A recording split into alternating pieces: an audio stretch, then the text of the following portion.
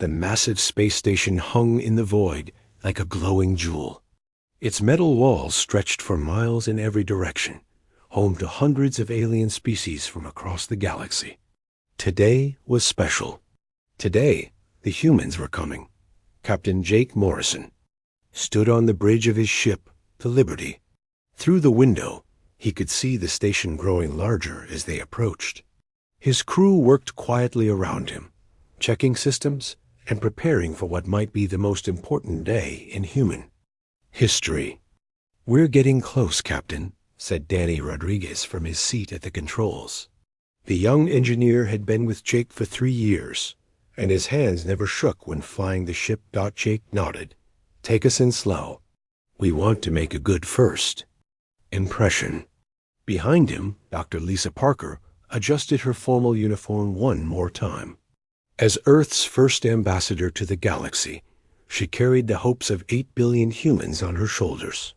She had studied alien cultures for years, learning their languages and customs. But nothing could have prepared her for this moment. "Remember," she said to the crew, "we represent all of humanity today.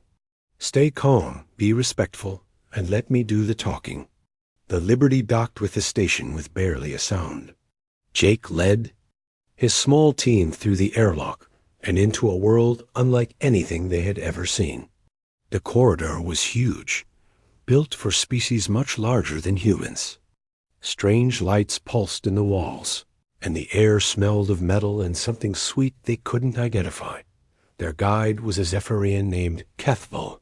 He was tall and thin, with skin that looked like blue crystal. His eyes glowed with a soft light, and when he moved, it was like watching water flow. He looked down at the humans with what might have been amusement.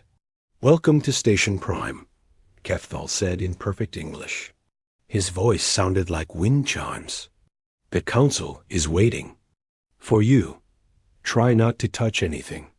They walked through corridors filled with aliens of every shape and size.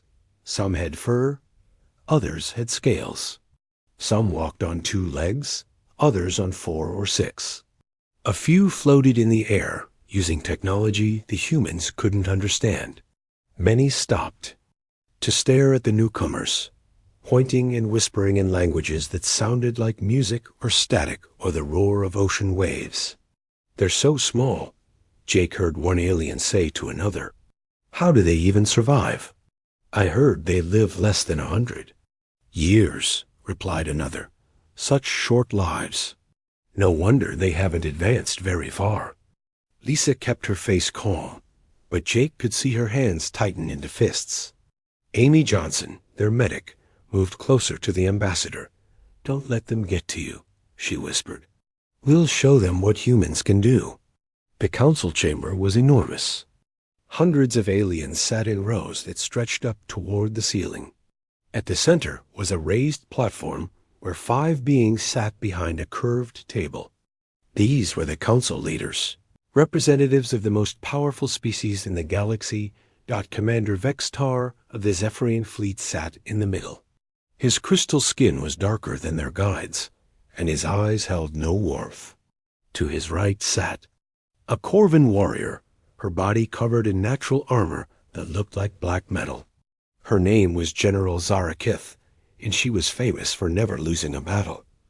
The other council members were equally impressive. There was Elder Mordun of the Eldari, whose people had mastered time travel. Beside him sat Hive Queen Velinara, who could control 1,000 minds at once. The last member was Trademaster Gulfik, whose species controlled most of the galaxy's commerce. Kethval led them to the center of the chamber. "Council members," he announced, "I present the representatives of the species known as humans." The chamber filled with a sound like laughter, but colder.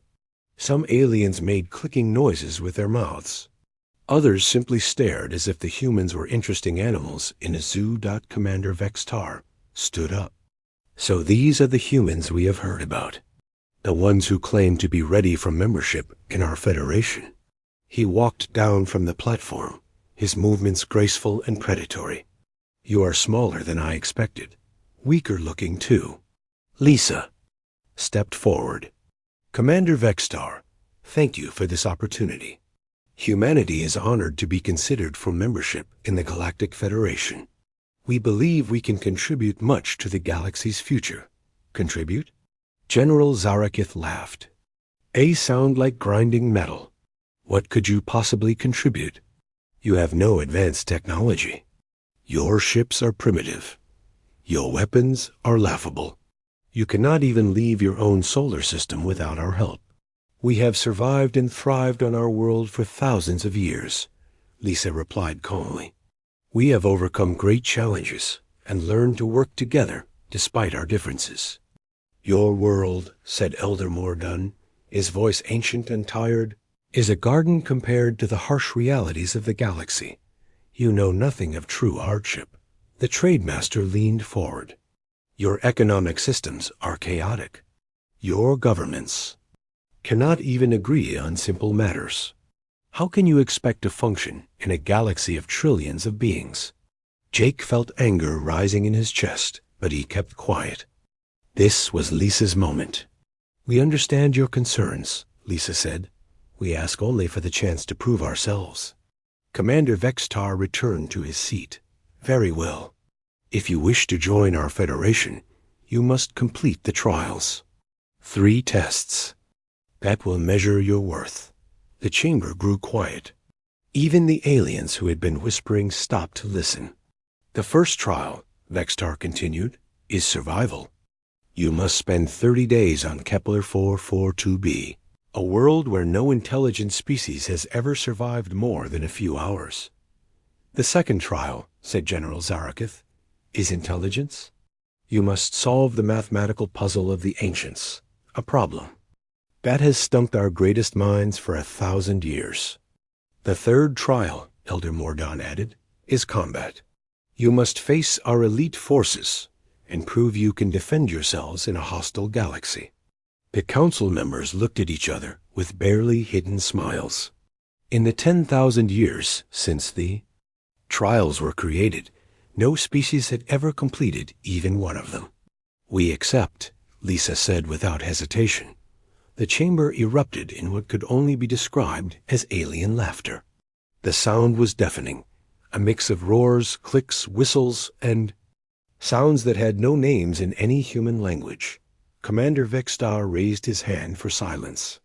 You have 1 standard galactic week to prepare. Use it wisely. It will be your last. As the humans were led from the chamber, Jake heard the aliens beginning to place bets on how quickly the humans would die. The odds were not in their favor. Back on the Liberty, the crew gathered in the small meeting room. The weight of what they had just committed to was beginning to sink in. Well, said Danny, trying to lighten the mood, at least we know what we're up against. A death world, an impossible puzzle, and the galaxy's best warriors, Amy added. Should be fun. Lisa sat down heavily. I'm sorry. I should have asked for time to consider. No, Jake said firmly. You did exactly right. If we had hesitated, they would have seen it as weakness. He looked around at his crew. We knew this wouldn't be easy. Earth chose us because we're the best humanity has to offer. So what's the plan? Asked Ben Clark. Their communications officer. Jake smiled. We're going to do what humans do best. We're going to surprise them. Outside the ship, the aliens continued their celebration, confident that they would soon be entertained by humanity's spectacular failure. They had no idea that they were about to witness something that would change the galaxy forever. The trials would begin in 7 days, and the humans were ready to show the galaxy what they were truly capable of. The planet Kepler 442b looked like a nightmare from space. Its surface was covered in jagged mountains that reached toward blood-red skies. Storms larger than Earth's continents raged across the landscape, throwing lightning that could be seen from orbit. The gravity was 3 times stronger than Earth's, and the air was filled with gases that would kill most life forms in minutes. This is where we're supposed to survive for 30 days?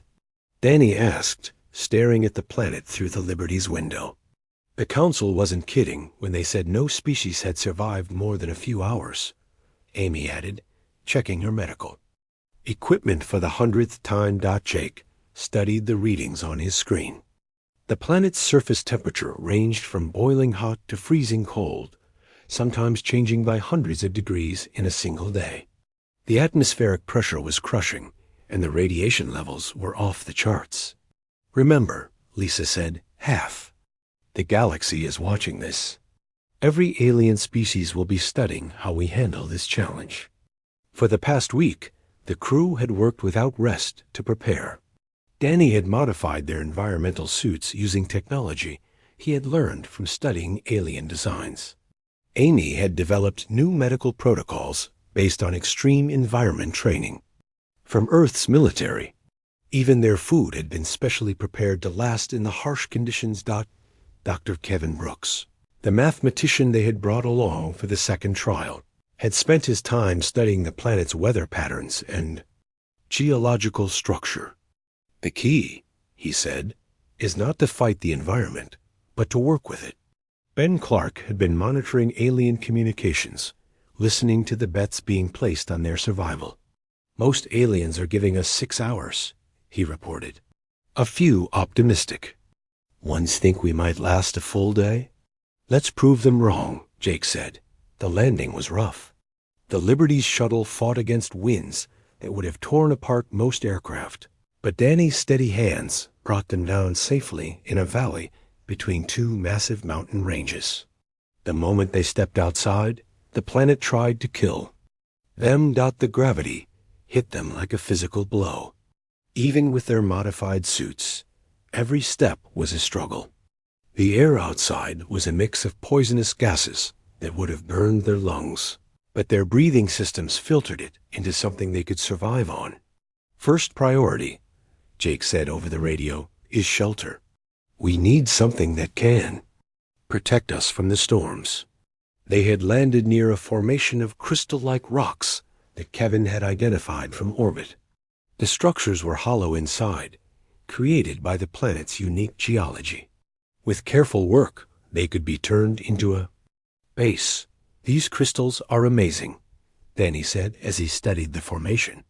They're naturally resistant to radiation and temperature changes. It's like the planet made them just for us. Over the next few hours, they worked to create their shelter. The heavy gravity made every task exhausting, but humans had evolved. On a world where hard work was necessary for survival, they used plasma cutters to shape the crystals, creating rooms connected by tunnels. Amy set up a medical station in the deepest part of their new home. If anyone gets hurt, this is where we'll treat them, she said. The crystal walls will protect us from the worst of the radiation. Meanwhile, Kevin had been studying the planet's ecosystem.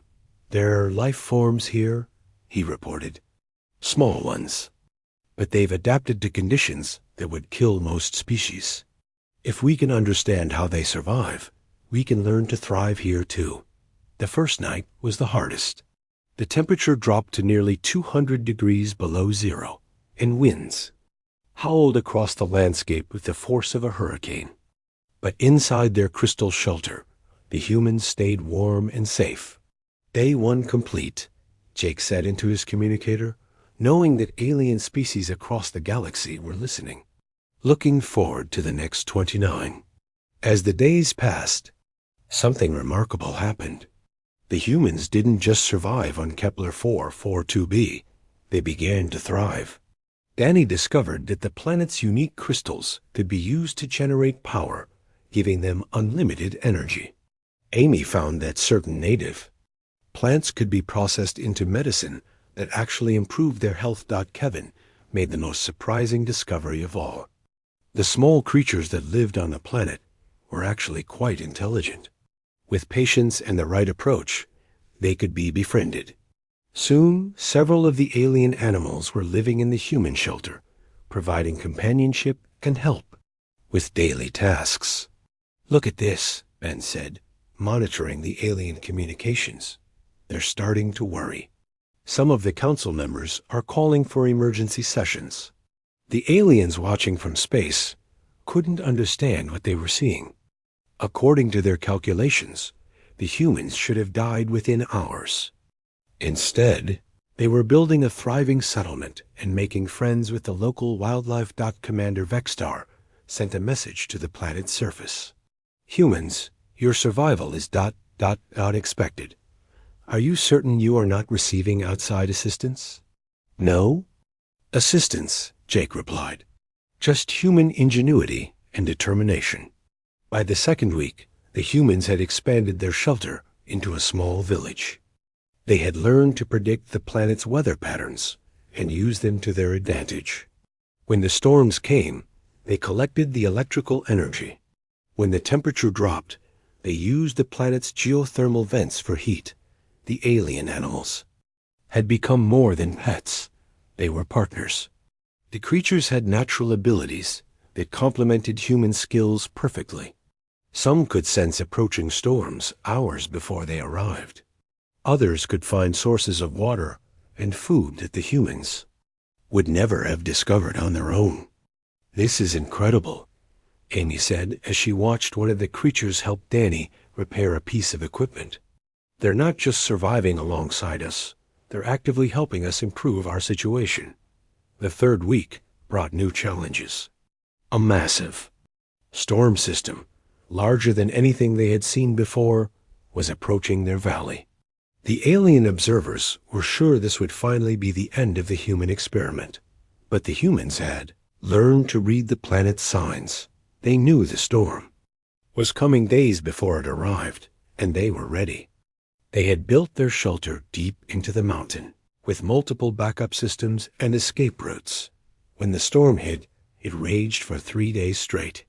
Lightning struck the mountain hundreds of times, and the wind was so strong it moved boulders the size of buildings. But the humans and their animal friends waited it out safely in their crystal cave. Storms passing, Kevin announced on the third day. We can go outside again. When they emerged, they found that the storm had actually improved their situation. The lightning strikes had created new crystal formations that could be used for even better shelter. The wind had cleared paths through the mountains, making it easier to explore the planet. The alien observers were stunned. Not only had the humans survived the worst storm in the planet's recorded history, they had used it to make their position stronger. By the fourth week, the humans had built something that looked less like a survival shelter and more like a small city. They had gardens growing in the crystal caves, workshops where they built new tools, and comfortable living spaces for themselves and their animal companions. You know, Lisa said as she watched the sunset paint the sky in brilliant colors, I'm almost going to miss this place when we leave. Who says we have to leave? Annie asked. Earth could use a colony world, and we've proven this planet can support human life. Jake smiled. Let's finish the trials first. Then we can talk about coming back. On the final day of the first trial, the humans did something that shocked every alien watching. They held a celebration. They had made Kepler 442b not just livable, but enjoyable. They had turned a death world into a home. Day 30 complete, Jake announced to the galaxy. Thank you for the vacation. We're ready for the next challenge. The alien communications channels went silent. For the first time in 10,000 years, a species had not only survived the first trial, but had actually enjoyed it. The humans had done something that should have been impossible. Commander Vexstar's voice came over the radio, sounding strained. Humans, return to Station Prime. The second trial will begin in 3 days. As the Liberty shuttle lifted off from Kepler 442b, the small crystal city the humans had built remained behind. The alien animals they had befriended watched from the mountain peaks, as if saying goodbye to old friends. Think we'll see them again? Amy asked. Count on it, Jake replied. Something tells me this planet is going to be important to humanity's future. Back on Station Prime, the alien observers were having heated discussions. The humans had passed the first trial, but Surely they would fail the second. The mathematical puzzle of the ancients had defeated the galaxy's greatest minds for 1,000 years. But as the humans prepared for their next challenge, they carried with them something the aliens had overlooked. They had learned that what others saw as impossible obstacles, humans saw as interesting problems to solve. The second trial was about to begin, and the humans were ready to surprise the galaxy once again. The ancient puzzle floated in the center of the testing chamber like a living thing made of light. Mathematical symbols from dozens of different alien cultures danced and shifted, creating patterns that hurt to look at directly. For 1,000 years, the greatest minds in the galaxy had tried to solve it. All had failed. Dr. Kevin Brooks stood before the puzzle, his human eyes taking in details that alien scientists had missed. The chamber was filled with observers from every major species, all waiting to see the humans fail at last. The puzzle of the ancients, announced Elder Morgan, was left behind by the first civilization to achieve faster-than-light travel. Legend says that whoever solves it will unlock the secrets of the universe itself. Kevin nodded, his mind already working. While the aliens saw the puzzle as a test of pure intelligence, he saw something different. The patterns weren't just mathematical equations. They were a story, written in the language of numbers and symbols. "I'll need some time to study this," Kevin said. "You have as long as you need," Commander Vextar replied. "Though I should warn you, the last species to attempt this puzzle spent 50 years trying to solve it before giving up."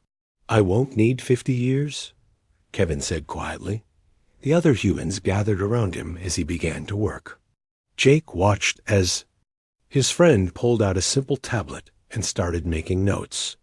To the aliens, it looked like Kevin was using primitive technology to tackle an impossible problem. "What do you see?" Lisa asked. Kevin pointed to a section of the puzzle where symbols were constantly changing. "The aliens think this is about finding the right mathematical formula. But look at the pattern. It's not random. It's telling a story about the civilization that created it." Danny leaned closer. "What kind of story?" "A story about survival," Kevin replied. "About a species that faced extinction and found a way to preserve their knowledge for future generations." Amy watched the symbols dance and shift. "So it's not just a math problem. It's a history lesson." "Exactly," Kevin said. "And once you understand the story, the solution becomes obvious." The aliens in the chamber began to whisper among themselves. They had expected the humans to spend weeks or months studying the puzzle, just like every other species had done. Instead, Kevin was working with a confidence that seemed impossible. On the second day, Kevin made a breakthrough. He discovered that the puzzle wasn't just one problem, but several smaller problems connected together. Each section told a part of the story of the ancients, and when combined, they revealed the final answer. The ancients weren't just mathematicians, Kevin explained to his team. They were storytellers. They embedded their history, their culture, their entire way of thinking into this puzzle. That's why purely logical approaches have failed. You need to understand their hearts, not just their minds. By the third day, Kevin had mapped out the entire structure of the puzzle. The symbols that had seemed random were actually following patterns based on the ancients' language, their art, their music, and their philosophy. "It's beautiful," he said, his eyes bright with excitement. They didn't just want to test intelligence. They wanted to find a species that could understand them, not just solve their equations. The aliens watching were becoming nervous. No species had ever made this much progress this quickly. Some were beginning to place new bets, wondering if the humans might actually succeed. Commander Vextar approached Kevin on the morning of the third day. "Human, you seem confident. Do you believe you can solve what has stumped us for a millennium?" Kevin looked up from his tablet, where he had been working on the final calculations. "I already have solved it. I'm just double-checking my work. The chamber fell silent. Even the translator devices seemed to stop working for a moment. "You solved it?" General Zarakith asked, her voice filled with disbelief. "The answer is 42, Kevin said simply. The aliens stared at him in confusion. The number meant nothing to them. Kevin smiled. "Sorry, human joke. The real answer is ... He input a complex sequence into the puzzle's interface. The dancing symbols suddenly stopped moving and arranged themselves into a perfect geometric pattern. Then, for the first time in 1,000 years, the puzzle spoke. The voice that came from the ancient device was warm and sad, like an old friend saying goodbye. It spoke in the language of the ancients, but somehow everyone in the chamber could understand it. "Greetings, young species. If you can hear this message, and you have understood not just our mathematics, but our hearts. We are the ancients, and we are gone now, but our knowledge lives on in you. The secret we leave behind is simple. The universe is not made of numbers or equations. It is made of stories. Every star has a story. Every planet has a story. Every species has a story. Learn the stories, and you will understand everything." The puzzle dissolved into sparks of light that faded away, leaving the chamber in stunned silence. Elder Morden was the first to speak. "In 3 days, you accomplished what we could not in 1,000 years. How?" Kevin put away his tablet. "You were looking for a mathematical solution to a human problem. The ancients weren't just scientists.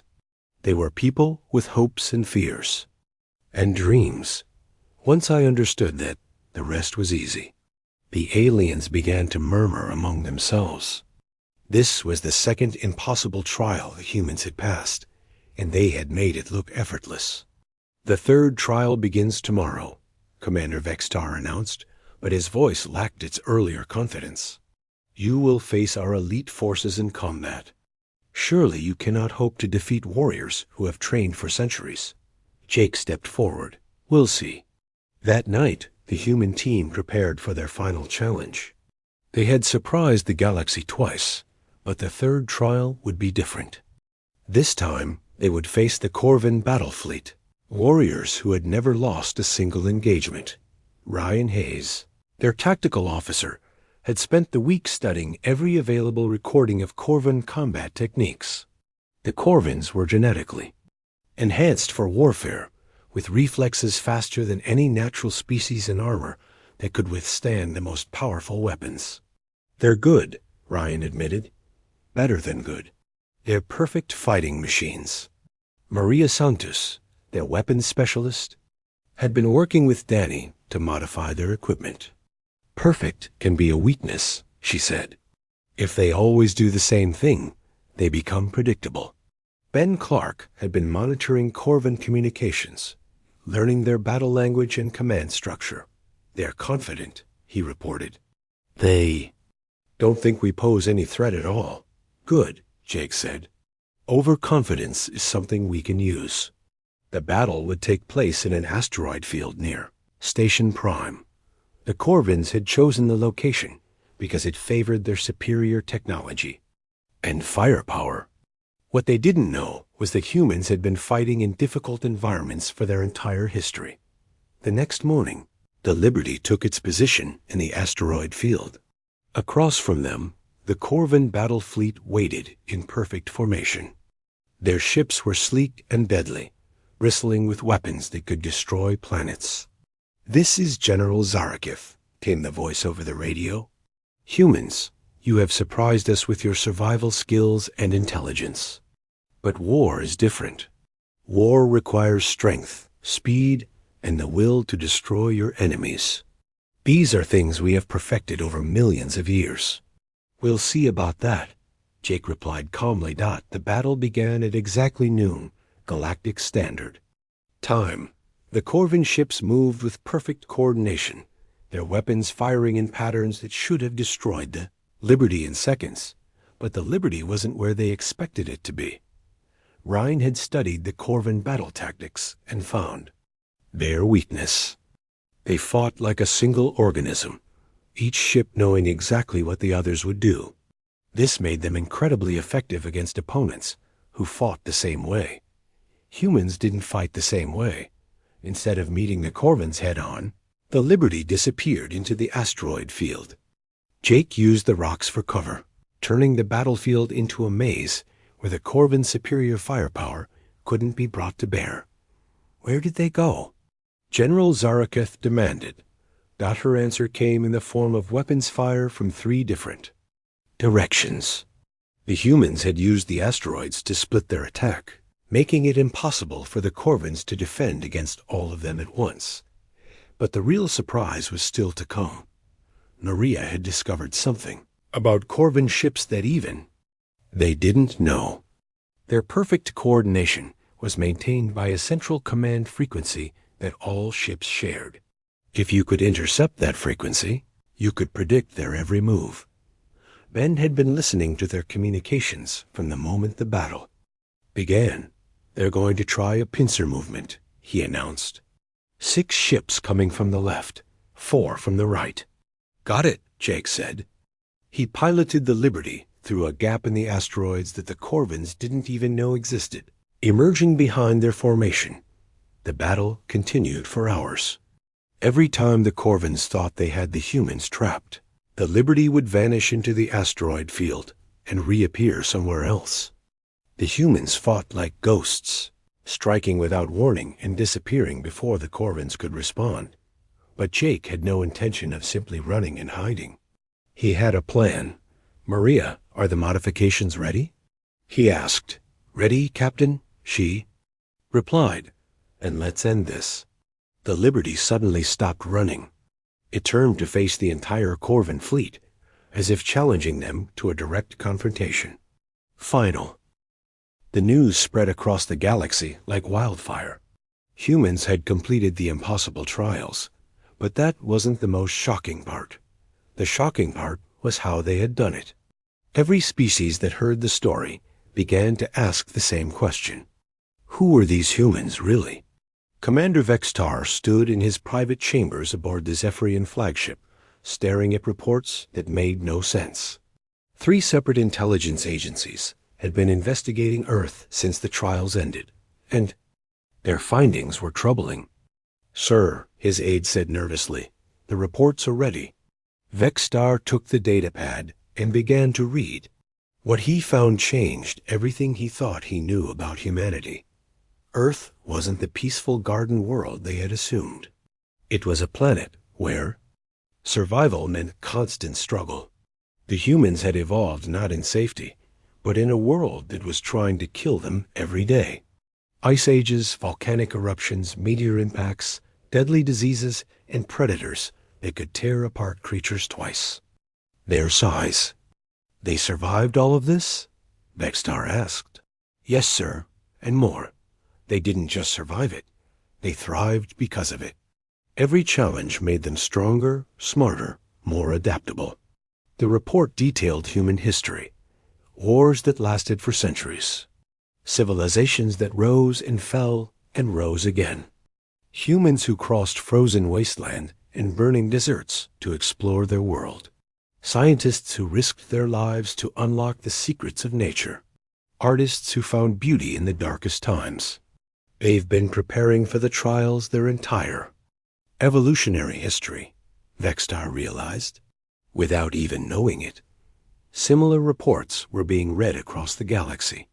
General Zaraketh learned that human military history was filled with victories achieved through tactics that seemed impossible. Small groups of humans defeating much larger forces through cleverness, determination, and the willingness to sacrifice everything for their people. Alder Mordon discovered that human mathematics and science had developed differently than any other species. Where other civilizations had learned through careful study and gradual progress, humans had made breakthrough discoveries through flashes of insight and intuitive leaps that defied logic. Trademaster Gulthik found that human economic systems were chaotic but incredibly resilient.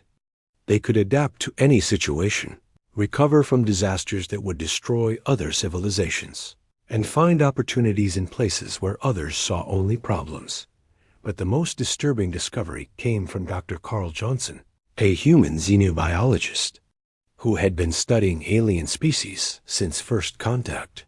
His research had been translated into several alien languages, and now it was being read by shocked scientists across the galaxy.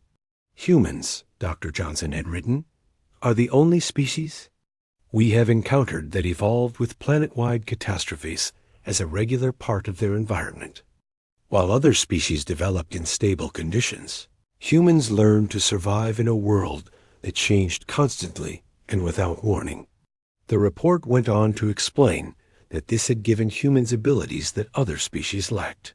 They could adapt to new environments faster than any known life form. They could learn new skills and languages with remarkable speed. They could solve problems by thinking in ways that seemed random, but were actually highly creative. Most importantly, the report concluded, humans have learned to work together despite their differences. They are the only species that has achieved global cooperation without losing their individual identity. Back on Station Prime, the Galactic Council held an emergency session. The chamber was filled with worried voices as species after species reported the same thing. Humans were not what they appeared to be. "We have made a grave error," Commander Vextar announced. "We saw small, short-lived creatures and assumed they were weak. We were wrong." "How wrong?" asked General Zarakith. "Completely wrong. The humans didn't just pass our trials. They passed tests that we designed to be impossible, and they made it look easy. Because for them, it was easy. They've been facing impossible challenges for millions of years." The chamber fell silent as the implications sank in. The trials that had been designed to keep unworthy species out of the Federation had been nothing more than a warm-up exercise for humans. "What do we do now?" asked Elder Morden. "We learn," Vextar replied. "We learn everything we can about these humans, because they are going to change the galaxy whether we want them to or not." The reports kept coming. Human colonies were being established on worlds that other species considered uninhabitable. Human traders were negotiating deals that seemed impossible, but somehow worked out perfectly for everyone involved. Human scientists were making discoveries that advanced alien technology by centuries, but the most remarkable reports came from the frontier worlds, where pirate attacks had been a constant threat for decades. Human security forces were not just defeating the pirates, they were convincing them to give up piracy entirely and join legitimate trading companies. "How do they do it?" asked Trade Master Gulthick during one council session. "They don't just fight the pirates," reported security. Chief Lavra Martinez, who had been monitoring the situation, "They understand why the pirates became pirates in the first place. Then they offer them better alternatives." The galaxy was beginning to understand that humans approached every problem differently than other species. Where aliens saw conflict, humans saw opportunities for cooperation. Where aliens saw obstacles, humans saw interesting challenges to overcome. Captain Jake Morrison, now promoted to Admiral, received a message from Earth that changed everything. Admiral Susan Foster's face appeared on the screen, her expression serious but excited.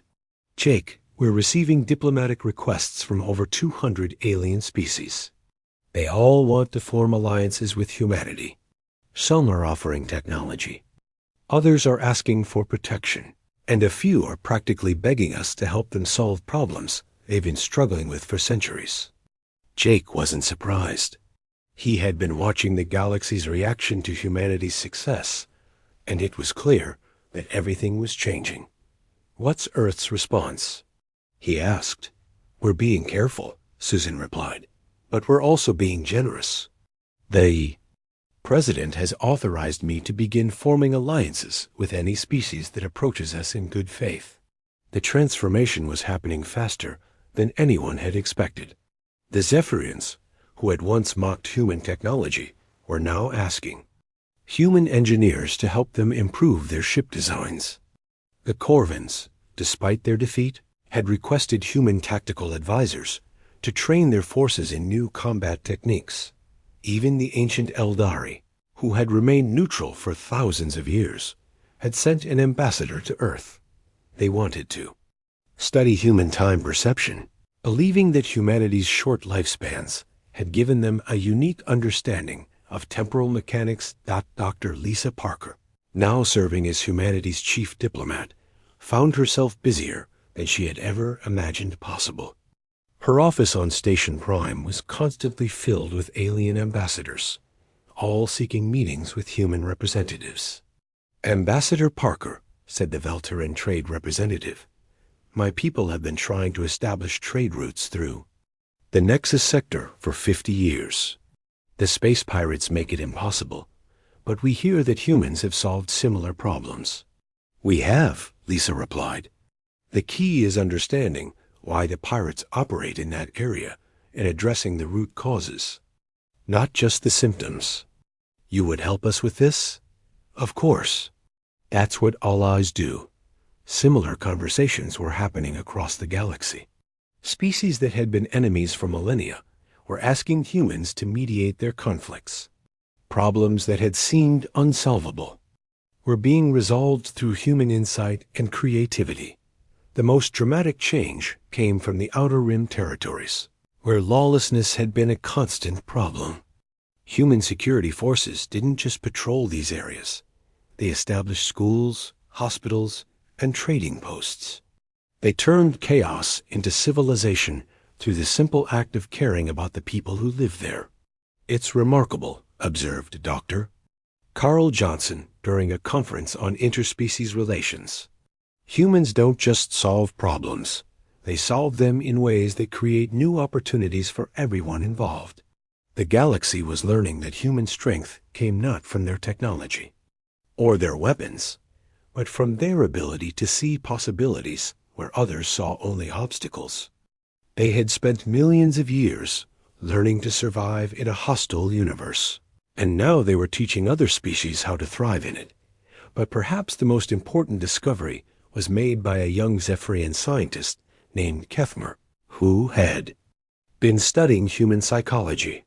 "They don't think like we do," he reported to his superiors.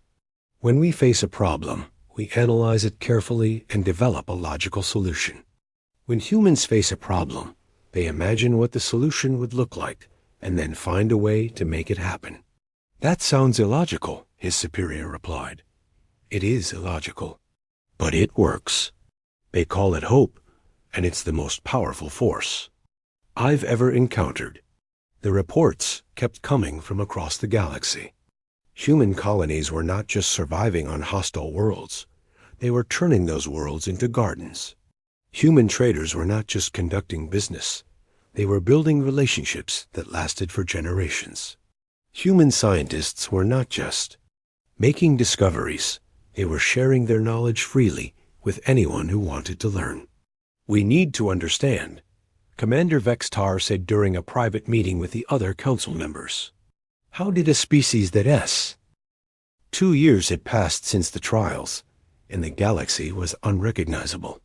Where once there had been endless conflicts and stagnant trade routes, there was now prosperity and cooperation. The change had happened so gradually that many species didn't realize how different things had become until they stopped to look around." Admiral Jake Morrison stood in the observation deck of Harmony Station, the newest space station in the galaxy. Unlike the cold, imposing structures that aliens typically built, Harmony Station had been designed with human input. It had gardens, recreation areas, and spaces where different species could gather and share their cultures. "Hard to believe. This is the same galaxy we entered 2 years ago," said Dr. Lisa Parker, joining him at the window. She now held the title of Galactic Ambassador, representing not just humanity, but serving as a mediator between dozens of different species. Through the window, they could see ships from every corner of the galaxy. Zephyrian crystal vessels moved alongside Corvin warships that had been converted into peaceful cargo haulers. Eldari time ships flickered in and out of existence as they delivered goods across vast distances in mere moments. The Corvins are requesting more human advisors, Lisa continued.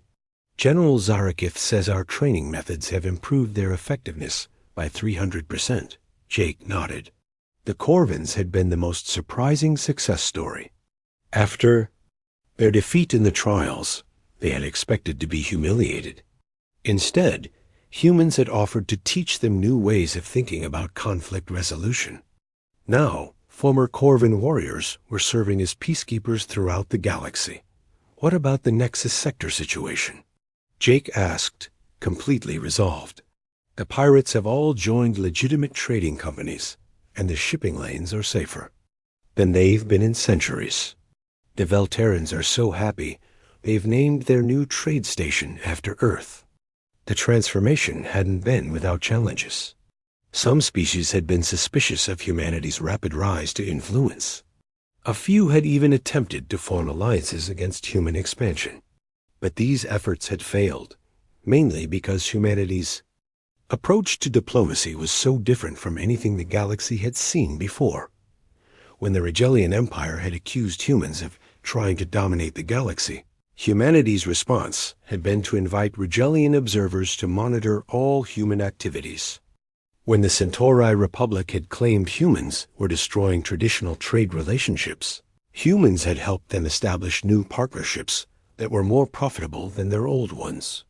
The morning briefing is ready, announced Ben Clark, now serving as the station's communications coordinator. We have requests from 47 different species, 3 new trade agreements to review, and an invitation from the Andromedan Empire to establish a cultural exchange program. Jake smiled. The Andromedans had been watching humanity's influence spread throughout the galaxy, and they had finally decided to make formal contact. Their empire spanned multiple galaxies, and they rarely bothered with younger civilizations. But humanity had caught their attention. Any word from the exploration teams? Lisa asked. Team 7 reports. They've successfully established first contact with a previously unknown species in the Outer Rim. The Kalahari are apparently very interested in human agricultural techniques. This was another area where humanity had exceeded all expectations. While other species approached first contact with new civilizations as a formal diplomatic process, humans treated it as an opportunity to make new friends. The results spoke for themselves. In 2 years, humans had made peaceful contact with more new species than the rest of the galaxy had managed in the previous century. The door chimed, and Commander Vextar entered the observation deck. The Zephyrian leader looked very different from the arrogant figure who had first greeted humanity at Station Prime. His crystal skin had a warmer glow, and his manner was respectful rather than condescending. Admiral Morrison, Ambassador Parker, he said with a slight bow, I bring greetings from the Zephyrian Council. We have completed our review of the human proposal for the new trade protection fleet. And, Jake asked, we approve completely. The Zephyrian fleet will contribute 50 ships and crew to the joint operation. We are honored to serve alongside human forces. It was a remarkable change. The Zephyrians had once viewed humans as inferior beings. Now they considered it an honor to work with them. Similar transformations had occurred throughout the galaxy. There is one other matter, Vextar continued. The Council wishes to formally apologize for our treatment of your people during the trials. We were blind to your true nature. There's no need for apologies, Lisa replied. We understand that first impressions can be misleading. Your forgiveness is another example of human wisdom, Vextar said. We have learned much from your people. After the Zephyrian commander left, Jake and Lisa returned to watching the activity outside the station. A group of human children were playing in the station's central park with alien youngsters. The sight would have been impossible 2 years ago, but now it was commonplace. Admiral, came a voice over the intercom. We have an incoming transmission from Earth. It's marked as Priority 1. Jake and Lisa made their way to the communications center, where Admiral Susan Foster's face appeared on the main screen. Her expression was excited but serious. "Jake, Lisa, I have news that will interest you. The Galactic Council has made a formal request. They want humanity to take over leadership of the Federation." The words hung in the air like a challenge. The Galactic Federation was the oldest and most prestigious organization in the galaxy. To be asked to lead, it was an honor that no species had ever received so quickly after joining. "What's Earth's response?" Jake asked. "The President is considering it carefully, but he wanted me to ask you both what you think. You've been dealing with the galactic community more than anyone." Jake and Lisa exchanged glances. The offer was tempting, but they both knew that humanity's strength came from cooperation, not domination. "Tell the President we're honored by the offer," Lisa said, "but we'd prefer to propose something different. Instead of human leadership, we suggest a council of equals, where every species has a voice in decisions that affect them." "That's very human of you," Susan replied with a smile. "I'll pass along your recommendation." The transmission ended, leaving Jake and Lisa alone with their thoughts. Outside, the galaxy continued its daily activities, but both humans knew that another turning point was approaching. "Do you think they'll accept our counterproposal?" Lisa asked. "I think they will," Jake replied. "The galaxy has learned that humans don't want to rule over others. We want to work with them." That evening, Jake made his way to the station's memorial garden, a quiet place where the names of those who had died in the service of galactic peace were recorded. Among them were humans who had given their lives to protect alien colonies, aliens who had died defending human settlements, and many others who had sacrificed everything to build a better galaxy. "You would have liked this place," Jake said quietly, looking at the name of his former captain, who had died in a pirate attack 5 years earlier. A galaxy where humans and aliens worked together as equals. "He would have been proud," said a voice behind him. Jake turned to see Amy Johnson, now serving as the station's chief medical officer. "We all would have been. Do you ever wonder what would have happened if we had failed the trials?" Jake asked. Amy considered the question. "I think we would have kept trying. That's what humans do. We don't give up. And now we've shown the galaxy that there's always a better way forward. No matter how impossible things seem, there's always hope." The next morning brought news that would reshape the galaxy once again. The Galactic Council had voted unanimously to adopt humanity's proposal for a new form of government. Instead of a single species leading the Federation, there would be a council of equals where every member species had a voice. The human proposal, as it came to be known, was more than just a political change. It was a new way of thinking about cooperation and mutual respect. Within months, conflicts that had raged for centuries were being resolved through dialogue and compromise. The galaxy's transformation was complete, but the story was just beginning. Human exploration teams were making contact with new species every week. Human scientists were working with alien researchers to solve problems that had seemed impossible. Human artists were collaborating with alien creators to produce works of beauty that no single species could have imagined.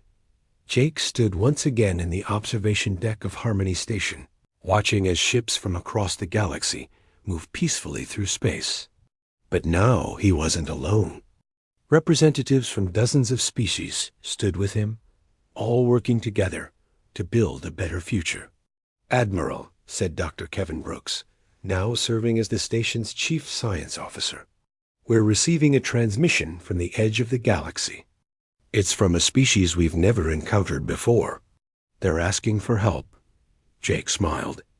"Tell them we're on our way." "All of us?" asked Commander Vextar. "All of us," Jake confirmed. "That's how humans do things. We face challenges together." As the combined fleet prepared to depart, Jake reflected on how much had changed since that first day on Station Prime. The galaxy had thought humans were weak because they were small and had short lifespans. They had learned that human strength came